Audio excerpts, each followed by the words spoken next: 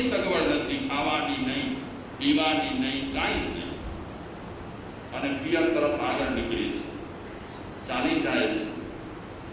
રસ્તામાં નદી આવી, નદીમાં પાણી હતું. પટાચારા વિચારે છે નદી ઓળંગ્યા પછી જ આગળ વધી શકાશે, અને બે સંતાનોને લઈ કરી અને નદી ઓળંગાય તેમ નથી. માણસ કહે મેં સબ કરું, માણસ કહે મેં સબ કરું. આપણે બધા શું બોલીએ છીએ? હું આમ કરું, હું આમ કરું, મારાથી આમ થાય, મારાથી તેમ થાય. માણસ કહે મેં સબ કરું, કરને વાલા કોઈ. આપણો ગજ વાગે તેમ નથી, પણ મનથી માંડીએ હવા ભરેલી હોય ને અહંકારની, કે આપણા વગર કાંઈ ચાલે તેમ નથી, હું છું તો બધું ચાલે છે. પણ એ આપણો અહંકાર ઘણી વખત બેકાર હોય છે, ફોગટનો હોય છે. માણસ કહે મેં સબ કરું, કરને વાલા કોઈ.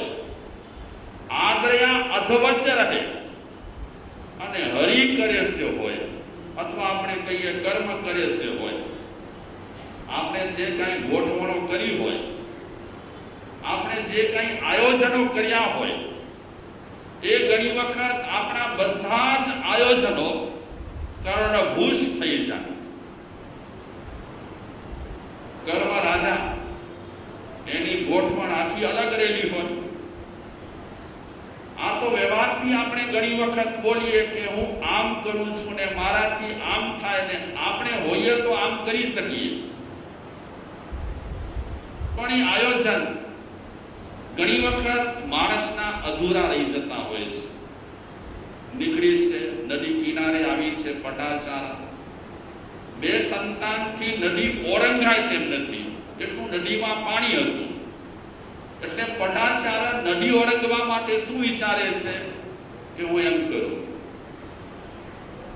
પેલા તાજા જન્મેલા છોકરાને હું પેલે કિનારે મૂકી આવું, અને પછી બીજા છોકરાને લઈને નદી ઓળંગીને આ કિનારે આવી છું. આવી ગોઠવણ કરીએ. આમ તો જ્યારે આપણને આફતો આવે ને ત્યારે રસ્તા આપોઆપ નીકળે. આમ ઘણી વખત આપણે કહીએ હું તો અજ્ઞાની છું, પણ વિકટ પરિસ્થિતિ આવે ત્યારે માણસને પોતાની મેળે રસ્તો મળી જાય. ત્યારે અજ્ઞાનતા બજ્ઞાનતા બધી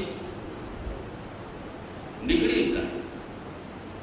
તો તાજા જન્મેલા છોકરાને લઈ નદી ઓળંગી અને સામે કિનારે છોકરાને કપડામાં વીંટીને રાખી આવી. પાછી જાય છે બીજા છોકરાને લેવા. બરાબર નદીના મધ્ય ભાગમાં આવી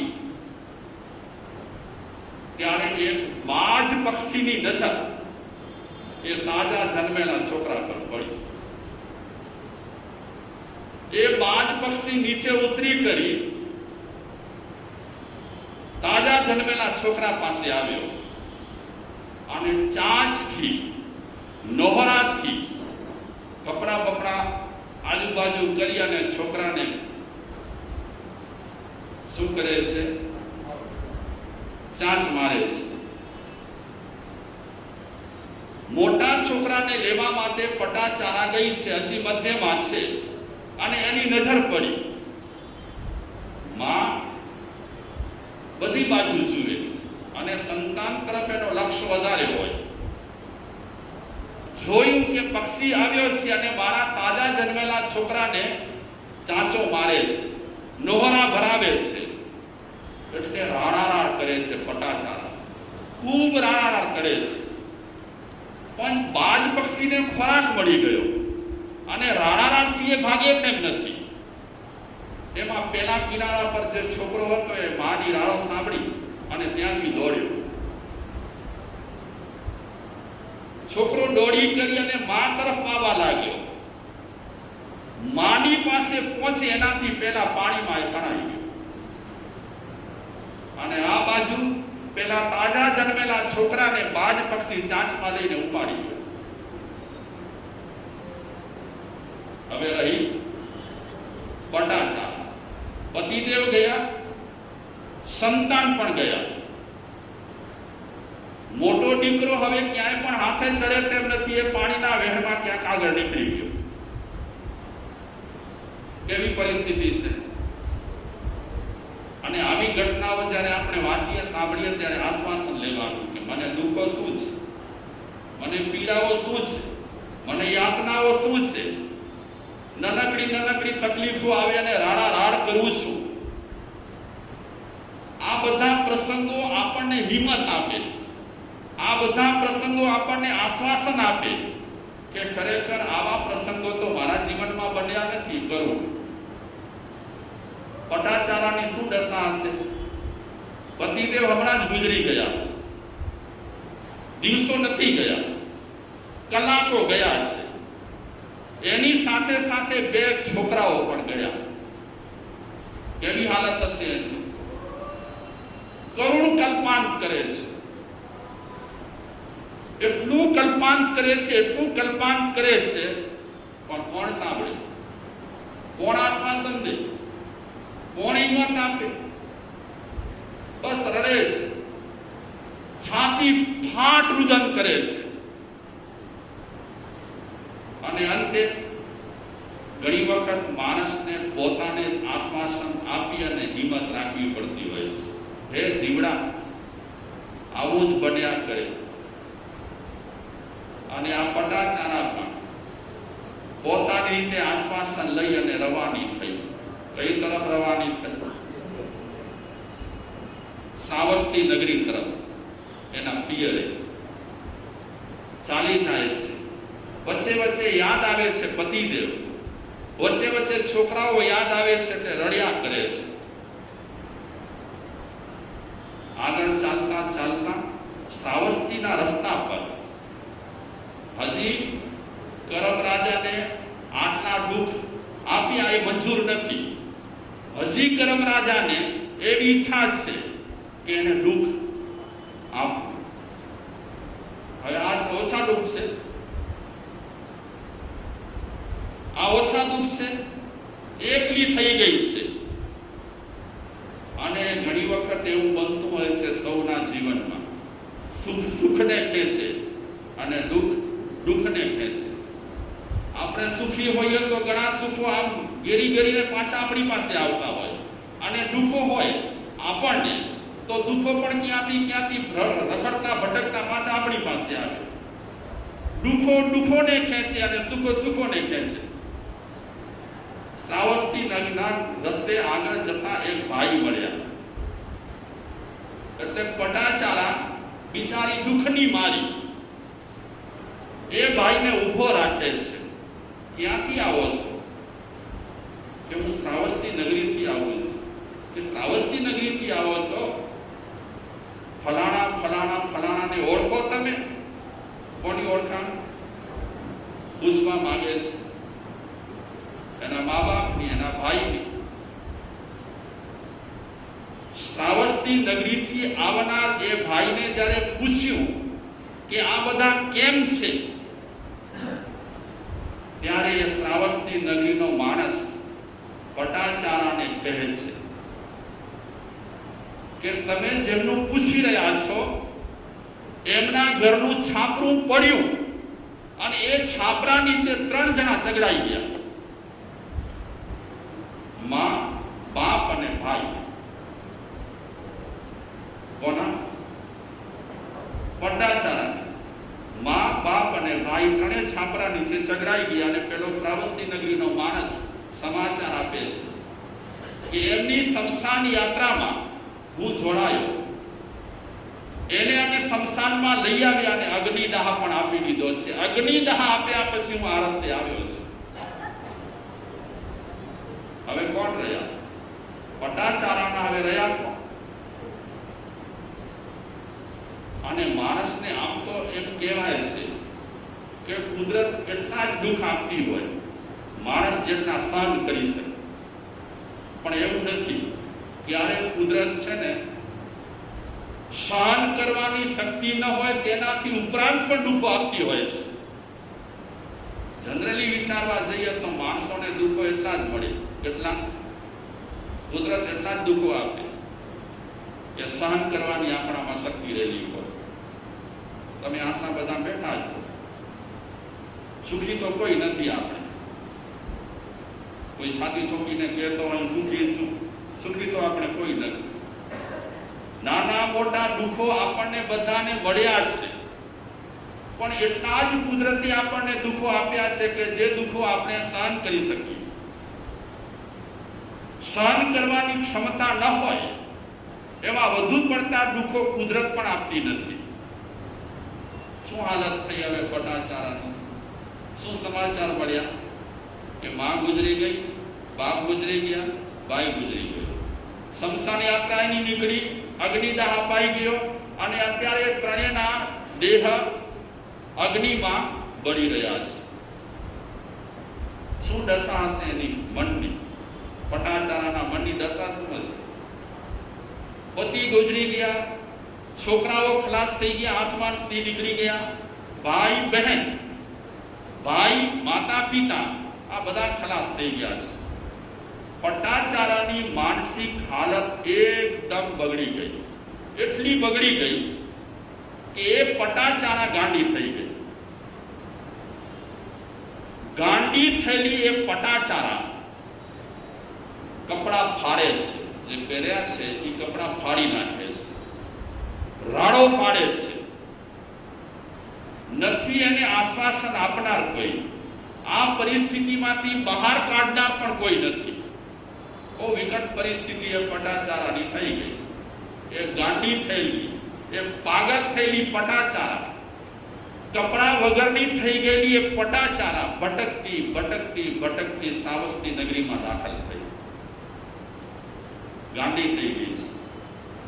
જેવી શ્રાવસ્તી નગરીમાં દાખલ થઈ કે શ્રાવસ્તી નગરીના છોકરાઓ આ ગાંડી છે, આ ગાંડી છે, આ ગાંડી છે કહીને છોકરાઓ એના પર પથ્થર મારવા લાગી. આ તો પડેલા પર પાટું. એક તો હાલત એની સાવ કફોડી છે. એની વચ્ચેથી લોકો એટલા પરેશાન કરે છે પટાચારેને, અને બરાબર આ જ સમય તથાગત ભગવાન બુદ્ધ શ્રાવસ્તી નગરીમાં પધાર્યા છે. અને જ્યાં કને આ તથાગતનો ઉતારો છે ત્યાં કને આ પટાચારા ભટકતી ભટકતી ભટકતી પહોંચી છે. દિગંબર છે, વસ્ત્ર નથી. અને એ પટાચારા જ્યારે બુદ્ધ પાસે આવવા લાગી ત્યારે બુદ્ધના ભિક્ષુ એ પટાચારાને કહેવા લાગ્યા, જાઓ, અહીંયા ના આવતા, જાઓ. કારણ કે એ ભિક્ષુઓ પણ એમ સમજે છે કે આ કોઈ બાઈ કેવી છે, પાગલ છે, જવાનનું કહે છે, આ બાજુ આવતા નહીં તમે. પૈસાદારના ઘરની આ કન્યા શું હાલત થઈ છે. બુદ્ધના સાધુઓ પણ એ એરિયામાં આવવા માટે નિષેધ કરે છે. તે સમયે બુદ્ધની નજર ગઈ. એ બુદ્ધ પોતાના સાધુઓને કહે છે, અરે આ બહેન પાગલ છે એમ ન સમજતા. આ બહેન પાગલ નથી, એને આવવા દો, મારી પાસે આવવા દો. જ્યારે બુદ્ધે એને આવકાર આપ્યો અને આવવાનું કીધું ત્યારે એ પાગલ જેવી પટાચારા બુદ્ધ પાસે આવવા લાગી. અત્યાર સુધી આમ મૂર્છિત જેવી હતી, બેભાન ન હતી પણ મૂર્છિત જેવી હતી, અને કાંઈ પણ અત્યારે શાન ભાન ન હતું. પણ એક વખત બુદ્ધે જ્યારે આવકાર આપ્યો ત્યારે થોડીક ભાનમાં આવી. જ્યારે થોડીક ભાનમાં આવી ત્યારે બુદ્ધે ઈશારો કર્યો કોક શ્રાવકને કે એના શરીર પર વસ્ત્રો નથી. તો કોઈ કે પટાચારા પર વસ્ત્ર ફેંક્યા અને અને શરમાયેલી એ પટાચારા પોતાના શરીરને ઢાંકવા લાગી. બુદ્ધની નજીકમાં આવી, પગે લાગી. અત્યારે તમે આ ઘટના સાંભળી. સંપૂર્ણ દુઃખી છે, સંપૂર્ણ દુઃખી જેવી છે. ઘર નથી, દળ નથી, મા બાપ નથી, પતિ નથી, સંતાન નથી, કાંઈ નથી. સાવ ખાલી છે, સાવ ખાલી છે અને બહુ જ દુઃખી છે. આ પરિસ્થિતિમાં બુદ્ધે એને બેસાડી અને એ બુદ્ધ પટાચારાને કહે છે, નથી માં શરણરૂપ, નથી બાપ શરણરૂપ, નથી પુત્રો શરણરૂપ, નથી સંતાનો શરણરૂપ. તમે શાંતિ રાખો અને મનની સમતુલા જાળવો. ઉપદેશ નથી દેતા, ફક્ત આટલું સમજાવે છે. કારણ કે અત્યારે બુદ્ધ પોતે સમજે છે કે ઉપદેશ આપવાની પરિસ્થિતિ જ નથી આની. લાંબા લાંબા ઉપદેશ, લાંબા લાંબા શાસ્ત્રના ઉપદેશ આપવાની અત્યારે પટાચારાની હાલત જ નથી. બધી બાજુથી ઘવાયેલી એક નિયારેલી છે. આ સમયમાં બુદ્ધે વધારે કાંઈ પણ ઉપદેશ ના આપ્યું, જ્ઞાન ના આપ્યું, શાસ્ત્રોની વાતો ન કરી. પણ પટાચારા ધીમે ધીમે ધીમે ભાનમાં આવવા લાગી. એની મૂર્છા ધીમે ધીમે દૂર થવા લાગી અને એને ખ્યાલ આવ્યું કે સંસારમાં તો આવું બન્યા કરે. સંસારમાં મારા એકનું જ બને છે એવું નથી. આવી પરિસ્થિતિ સંસારમાં અનેક લોકોની બને છે. જાગૃત થઈએ પટાચારા અને બુદ્ધના ચરણમાં પડી. તે સમયે પણ બુદ્ધે એને વધારે કાંઈ પણ ઉપદેશ ના આપ્યો. પણ હું આપ સૌને પૂછું કે હવે કદાચ બુદ્ધ એને ઉપદેશ આપશે તો એને ઉપદેશ ગમશે કે નહીં ગમે? આપ સૌને પ્રશ્ન કરું છું. પરિસ્થિતિ એની આપણે જાણી લીધી, એની પૂરી બાયોડેટા અત્યારે આપણે જાણી લીધી. આ પરિસ્થિતિમાં હવે બુદ્ધ એને કઈ સમજાવે તો એને રસ પડશે કે નહીં પડે? બોલો ભાગ્યશાળી, પડશે કે નહીં પડે? હવે એને રસ પડશે. કેમ રસ પડશે? યાદ રાખજો, રસ વિના ઉપદેશ કદાચ કોઈ સાંભળે ને તો વધારે ઉપદેશનો કઈ મતલબ નથી હોતો. રસ વિના, ઈચ્છા વિના વ્યક્તિ પ્રવચન સાંભળે કે ઈચ્છા વિના વ્યક્તિ સત્સંગ કરે તો ખાસ કરી એનો કોઈ રિઝલ્ટ આવતો નથી. રિઝલ્ટ કઈ ના આવે. આપણે ત્યાં એક પ્રણાલિકા છે પ્રવચન આપવાની, વ્યાખ્યાન આપવાની. આપણે ઈચ્છાથી સાંભળતા હોઈશું, રસથી આપણે સાંભળતા હોઈશું કે નહીં સાંભળતા હોઈએ એ મોટામાં મોટો સવાલ છે. અને રસથી સાંભળતા હોઈએ તો આખી પરિસ્થિતિ અલગ રહેલી હોય. આ આપણે ત્યાં એક રૂટીન છે, આપણે ત્યાં એક પ્રણાલિકા છે. એ પ્રણાલિકાને અનુરૂપ આપણે પ્રવચન સમયમાં પ્રવચન સાંભળવા આવીએ. રસ ન હોય તો એ પ્રવચનની વાતો ગમે તેટલી કહેવાય અને ગમે તેવી કહેવાય, એની ખાસ કરીને કાંઈ અસર થતી નથી. તો આપણે ત્યાં મજાકમાં કહેવાતું હોય છે, તુમ કહતે હૈ હમ સુનતે હૈ, तुम कहते रहना हम सुनते रहेंगे. बाकी હવે આપણે